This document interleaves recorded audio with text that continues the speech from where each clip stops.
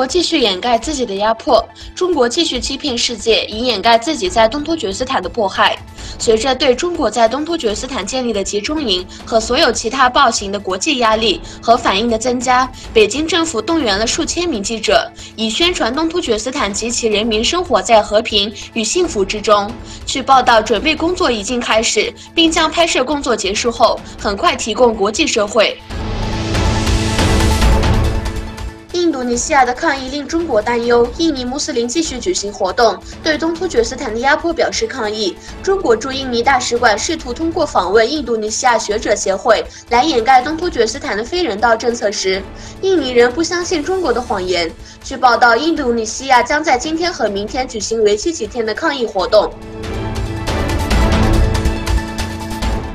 中国劫持公交车案导致5人死亡，20多人受伤。中国福建省龙岩市25日下午3点20分左右发生了一起公交车被持刀嫌疑人劫持事件，造成5人死亡，至少22人受伤。当地警方已经逮捕犯罪嫌疑人，但嫌疑人的身份目前尚未公布。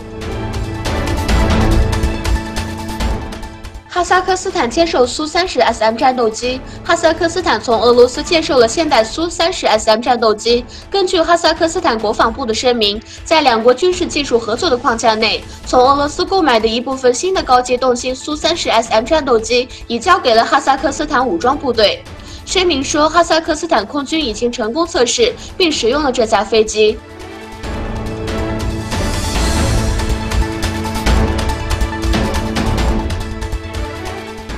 印尼海啸，印度尼西亚班州海峡度假小镇丹杰勒松的搜救队和记者注意到海上上升的波浪，并且面对海啸的危险，他们很快就离开了该地区。随着大海和海浪的增加，搜救队、记者和当地人民用他们能够到达的第一辆车逃到山上。随着海浪的升起，该地区的警报也随之响起。